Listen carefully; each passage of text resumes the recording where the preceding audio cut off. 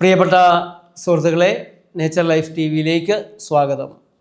കഴിഞ്ഞ ദിവസം 2026 ജൂലൈ 8-ാം തീയതി എല്ലാ മാസവും ആലുവയിലെ ഏലൂക്കര നേച്ചർ ലൈഫിലാണ് ക്ലാസ്. നിങ്ങൾക്ക് എല്ലാവർക്കും അറിയാമല്ലോ. 1-ാം തീയതി കാഞ്ഞങ്ങാട്, 2 കണ്ണൂർ, 3 വയനാട്, 4 കോഴിക്കോട്, 5 മലപ്പുറം, 6 പാലക്കാട്, 7 തൃശ്ശൂർ തുടങ്ങി 14-ാം തീയതി തിരുവനന്തപുരത്തെത്തുന്ന രീതിയിലുള്ള ഒരു യാത്ര എനിക്കുണ്ട്. പ്രകൃതി സന്ദേശ യാത്ര. 25 കൊല്ലമായി. ചില ജില്ലകളിൽ ചിലപ്പോഴൊക്കെ മുടങ്ങാറുണ്ട് എന്ന് മാത്രമേ ഉള്ളൂ. കോവിഡിൻ്റെ കാലം ഒഴിച്ച് ഈ യാത്ര ഇങ്ങനെ നടന്നു വരികയാണ്. അപ്പോൾ ആലുവ ഏലൂക്കരയിലെ നേച്ചർ ലൈഫ് ഹോസ്പിറ്റലിൽ ഞാൻ ക്ലാസ് എടുത്തുകൊണ്ടിരിക്കുമ്പോൾ ചോദ്യങ്ങൾ വന്നു. ഈ പ്രകൃതി ചികിത്സയും അലോപ്പതി ചികിത്സയും തമ്മിലുള്ള വ്യത്യാസങ്ങളെക്കുറിച്ചുള്ള ചർച്ചയായിരുന്നു. അപ്പോൾ അതിൽ നിങ്ങൾക്കറിയാവുന്ന പോലെ നല്ല വ്യത്യാസങ്ങൾ, ധാരാളം വ്യത്യാസങ്ങളുണ്ട്. നേച്ചർ ലൈഫിൻ്റെ യൂട്യൂബ് ചാനൽ സ്ഥിരമായി കാണുന്നവർക്ക് അങ്ങനെയുള്ള നിരവധി കാര്യങ്ങൾ അറിയാം. അപ്പോൾ ഇവിടെ അയൺ ഗുളികയെക്കുറിച്ചുള്ള ഒരു ചോദ്യം വന്നപ്പോൾ ഞാൻ പറഞ്ഞൊരു കാര്യം ചെയ്യാം, നമുക്ക് ആർട്ടിഫിഷ്യൽ ഇൻ്റലിജൻസിനോട് ചോദിക്കാം. അയൺ ഗുളിക വിളർച്ച വരുമ്പോഴാണ്, ഹീമോഗ്ലോബിൻ കുറയുമ്പോഴാണ് ഡോക്ടർമാർ എഴുതി തരുന്നത്. അങ്ങനെ ഒരു ഇരുമ്പ് ഗുളിക വാങ്ങി കഴിക്കുന്നതാണോ? പ്രകൃതി ചികിത്സാലയത്തിൽ വന്നാൽ ചീരക്കറി തരും, നെല്ലിക്ക ചമ്മന്തി തരും, നെല്ലിക്ക ജ്യൂസ് തരും, പിന്നെ പലതരത്തിലുള്ള പഴങ്ങളും പച്ചക്കറികളും നിങ്ങൾക്ക് പച്ചയായി തന്നെ തരും. ഇതാണോ നല്ലത് എന്ന് ആർട്ടിഫിഷ്യൽ ഇൻ്റലിജൻസിനോട് ചോദിച്ചു. വിളർച്ച, അനീമിയ മാറ്റി ശരീരത്തിന് ആവശ്യത്തിന്. ഒരു നിമിഷം. നേച്ചർ ലൈഫിൻ്റെ പ്രകൃതി സെമിനാർ ഉദ്ഘാടനം ചെയ്യാൻ അശ്വതി തിരുനാൾ ഗൗരി ലക്ഷ്മിഭായി തമ്പുരാട്ടി ജൂലൈ 14 ചൊവ്വാഴ്ച വന്നെത്തുന്നു. 2026 ജൂലൈ മാസം 14-ാം തീയതി ചൊവ്വാഴ്ച രാവിലെ 10 മണിക്ക് തിരുവനന്തപുരത്ത് തമ്പാനൂരിനടുത്ത് തൈക്കാട് മ്യൂസിക് കോളേജിൻ്റെ മുന്നിലാണ് Gandhi Bhavan. Doctor B Ashok IAS അധ്യക്ഷത വഹിക്കും. രോഗങ്ങളില്ലാതെ ജീവിക്കുന്നത് എങ്ങനെയാണ്, രോഗങ്ങളെ മാറ്റിയെടുക്കേണ്ടത് എങ്ങനെയാണ് എന്ന വിഷയത്തെക്കുറിച്ചാണ് അന്ന് ഞാൻ സംസാരിക്കുക. നിങ്ങളെല്ലാവരും വരണം. വളരെ ശ്രദ്ധേയമായ ഒരു സെമിനാറായിരിക്കും അത് എന്നുള്ള കാര്യം ഉറപ്പാണ്. പ്രകൃതി ഹോട്ടലിൽ നിന്ന് തിരുവനന്തപുരം ഗാന്ധിഭവനിലെ നേച്ചർ ലൈഫ് ക്യാൻറ്റീനിൽ നിന്ന് വിഭവസമൃദ്ധമായ സദ്യയുമുണ്ട്. ചെറിയൊരു രജിസ്ട്രേഷൻ ഫീസ് അതിനുണ്ട്. വിശദാംശങ്ങൾ അറിയാനായി 9496044515 നേച്ചർ ലൈഫിൻ്റെ ഈ നമ്പറിൽ വിളിക്കാം. നമുക്ക് നേരിൽ കാണാനും പരിചയപ്പെടാനും ജൂലൈ 14-ാം തീയതി ചൊവ്വാഴ്ച ഗാന്ധിഭവനിൽ സാധ്യമാവട്ടെ എന്ന് പ്രതീക്ഷിക്കുന്നു. അങ്ങനെ ഒരു ഇരുമ്പ് ഗുളിക വാങ്ങി കഴിക്കുന്നതാണോ? പ്രകൃതി ചികിത്സാലയത്തിൽ വന്നാൽ ചീരക്കറി തരും, നെല്ലിക്ക ചമ്മന്തി തരും, നെല്ലിക്ക ജ്യൂസ് തരും, പിന്നെ പലതരത്തിലുള്ള പഴങ്ങളും പച്ചക്കറികളും നിങ്ങൾക്ക് പച്ചയായി തന്നെ തരും. ഇതാണോ നല്ലത് എന്ന് ആർട്ടിഫിഷ്യൽ ഇൻ്റലിജൻസിനോട് ചോദിച്ചു. വിളർച്ച, അനീമിയ മാറ്റി ശരീരത്തിന് ആവശ്യത്തിന് ഇരുമ്പ്, അയൺ ലഭിക്കാൻ ഡോക്ടർമാർ തരുന്ന അയൺ ഗുളികകളും അയൺ സപ്ലിമെന്റ്സ്, നമ്മൾ കഴിക്കുന്ന ചീര, നെല്ലിക്ക പോലുള്ള പ്രകൃതിദത്ത ഭക്ഷണങ്ങളും തമ്മിൽ വലിയ വ്യത്യാസങ്ങളുണ്ട്. ഇവ രണ്ടും ശരീരത്തിൽ പ്രവർത്തിക്കുന്ന രീതിയും ഗുണദോഷങ്ങളും വ്യത്യസ്തമാണ്. അവ തമ്മിലുള്ള പ്രധാന വ്യത്യാസങ്ങൾ താഴെ പറയുന്നവയാണ്. 1. അയണിന്റെ അളവും വേഗതയും. Dosage and speed. അയൺ ഗുളികകൾ, ഇതിൽ വളരെ ഉയർന്ന അളവിൽ ഹൈ കോൺസെൻട്രേഷൻ അയൺ അടങ്ങിയിരിക്കുന്നു. അതുകൊണ്ട് തന്നെ ശരീരത്തിൽ കടുത്ത രക്തക്കുറവുള്ളവർക്ക് ഹീമോഗ്ലോബിന്റെ അളവ് പെട്ടെന്ന് വർദ്ധിപ്പിക്കാൻ ഗുളികകൾ തന്നെ കഴിക്കേണ്ടി വരും. ആർട്ടിഫിഷ്യൽ ഇൻ്റലിജൻസ് പറയുകയാണ്, അയണിൻ്റെ കണ്ടന്റ്, ഇരുമ്പിൻ്റെ അംശം ശരീരത്തിൽ വളരെ കുറഞ്ഞവർക്ക് പെട്ടെന്ന് അത് കൂടാൻ അയൺ ഗുളികകൾ ആവശ്യമാണ്. എന്നാൽ അത് പെട്ടെന്ന് കൂടുന്നതിന് പലതരത്തിലുള്ള ദോഷഫലങ്ങളും ഉണ്ടാവാറുണ്ട്. അതേസമയം ചീരയും നെല്ലിക്കയുമൊക്കെ കഴിക്കുകയാണെങ്കിൽ ഇത്തിരി സാവധാനത്തിലാണ് അത് കൂടുക, പക്ഷേ അതിന് വലിയ ആരോഗ്യ മെച്ചങ്ങളുണ്ട്. അതെന്തൊക്കെയാണ് എന്ന് നമുക്കൊന്ന് നോക്കാം. ഭക്ഷണത്തിൽ ചീര, നെല്ലിക്ക, മുരിങ്ങയില, ഈന്തപ്പഴം, ബീറ്റ്റൂട്ട് എന്നിവ ഉൾപ്പെടുത്തുന്നത് വഴി യാതൊരു പാർശ്വഫലവും ഇല്ലാതെ ശരീരത്തിൽ ഇരുമ്പിൻ്റെ അളവ് കൃത്യമായി നിലനിർത്താം. പാർശ്വഫലങ്ങളിൽ മരുന്നുണ്ടാക്കുന്നത് എന്തൊക്കെ ആയിരിക്കും? ചുരുക്കത്തിൽ അയൺ ഗുളികകൾ ഒരടിയന്തര ചികിത്സയാണ്. ഈ അടിയന്തര ചികിത്സകൾക്ക് ഞങ്ങളും എതിരല്ല. എന്നാൽ ചീരയും നെല്ലിക്കയും അടങ്ങിയ ഭക്ഷണ രീതി ഒരു സ്ഥിരമായ ആരോഗ്യശീലമാണ്. Healthy lifestyle. ഒരു ഹെൽത്തി ലൈഫ് സ്റ്റൈലും എമർജൻസി ട്രീറ്റ്മെൻറ്റും തമ്മിലുള്ള വ്യത്യാസങ്ങൾ നിങ്ങൾ അറിയണം. ഒരു എമർജൻസി ട്രീറ്റ്മെൻറ്റ് ചെയ്യേണ്ടതായിട്ട് വരുമ്പോൾ ആ ട്രീറ്റ്മെൻറ്റ് കൊണ്ട് ഉണ്ടാകാനിടയുള്ള ദോഷഫലങ്ങളെ ശ്രദ്ധിക്കാൻ അപ്പോൾ പറ്റില്ല. പല കുഴപ്പങ്ങളും വരാം. പക്ഷേ ഞങ്ങൾക്കിപ്പോൾ ജീവൻ രക്ഷിക്കാൻ ഇത് ചെയ്തേ പറ്റൂ. ജീവൻ രക്ഷിക്കുക എന്നുള്ള വലിയൊരു കാര്യത്തിന് മുമ്പിൽ ബാക്കിയുള്ള അപകടങ്ങളൊക്കെ തൽക്കാലത്തേക്ക് അവഗണിക്കുക എന്നുള്ളതാണ്. അത് ന്യായവുമാണ്, യുക്തിസഹമാണ്. നിങ്ങൾക്ക് സ്ഥിരമായ ഒരാരോഗ്യ ജീവിത രീതി ഉണ്ടാകുന്നതാണോ നല്ലത്? സ്ഥിരമായ ആരോഗ്യ രീതി ഇല്ലാത്തത് കൊണ്ട് പതുക്കെ പതുക്കെ കാലങ്ങൾ കൊണ്ടുണ്ടാകുന്ന ഒരടിയന്തരമായ സാഹചര്യത്തിന് അടിയന്തര ചികിത്സയുടെ അപകട രീതികൾ കിട്ടുന്നതാണോ നല്ലതെന്ന് തീരുമാനിക്കേണ്ടത് നിങ്ങളാണ്. ഇന്നത്തെ നമ്മുടെ സാഹചര്യത്തിൽ അലോപ്പതി ചികിത്സയെ നമുക്ക് പൂർണ്ണമായിട്ട് വേണ്ട എന്ന് പറയാൻ സാധിക്കാതെ വരുന്നത് എറണാകുളത്തെ ഒരു വലിയ ആശുപത്രി അവരുടെ ഹോർഡിങ് വെച്ചു. ഞങ്ങൾ 100 മുറികളുള്ള പുതിയൊരു വിഭാഗം കൂടെ തുടങ്ങിയിരിക്കുന്നത് നിങ്ങൾ നിങ്ങളുടെ ആരോഗ്യം സംരക്ഷിക്കാത്തത് കൊണ്ടാണ്. ഇപ്പോൾ ആരോഗ്യരംഗത്ത് ലക്കും ലഗാനുമില്ലാത്ത ജീവിത രീതികൾക്ക് അടിമപ്പെട്ട് മദ്യം കുടിച്ച്, മയക്കുമരുന്നുകൾ ഉപയോഗിച്ച്, ചായയും കാപ്പിയും കുടിച്ച്, കോളകളും എനർജി ഡ്രിങ്കുകളും കഴിച്ച്, ലക്കും ലഗാനുമില്ലാതെ പ്രോട്ടീൻ പൗഡറുകൾ കഴിച്ച്, മസിൽ വർദ്ധിപ്പിക്കാനും സൗന്ദര്യം കൂട്ടാനും കൃത്രിമ രീതികളെല്ലാം ചെയ്ത്, ഒരു നേരത്തുണ്ടാക്കിയ ഭക്ഷണം പല പ്രാവശ്യം ചൂടാക്കി പല ദിവസങ്ങൾ വെച്ച് കച്ചവട ഭക്ഷണങ്ങൾ കഴിച്ച് മൈദയും വനസ്പതിയും പഞ്ചസാരയും എന്നുവേണ്ട കാശുണ്ടാക്കാൻ കമ്പനിക്കാരനുണ്ടാക്കി തരുന്ന എല്ലാ ഭക്ഷണ സാധനങ്ങളും പിശാച് ഹട്ടിലും മാക്ഡൊണാൾഡ്സിലും കില്ലറസിയിലും എല്ലാം കയറി വയറു നിറയെ കഴിച്ച്, അങ്ങനെ 4 നേരവും കഴിച്ച്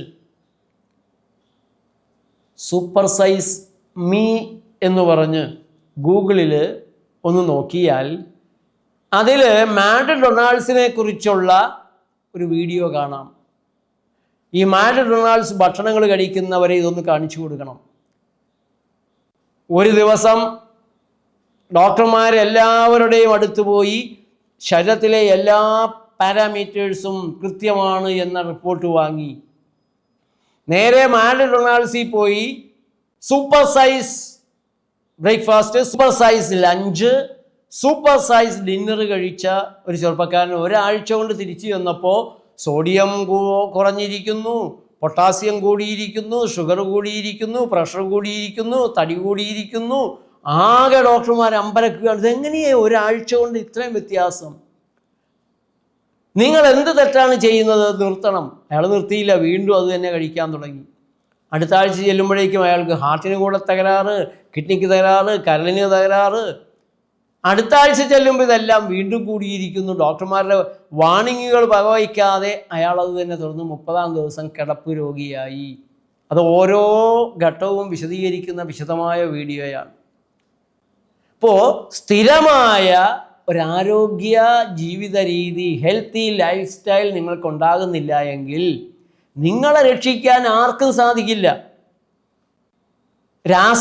കെമിക്കലുകൾ ഇട്ട് തരുന്ന ചികിത്സയ്ക്ക് ഒട്ടും സാധിക്കില്ല. ഇനി എന്താണ് മറുപടി എന്നൊന്നും കൂടെ നോക്കാം.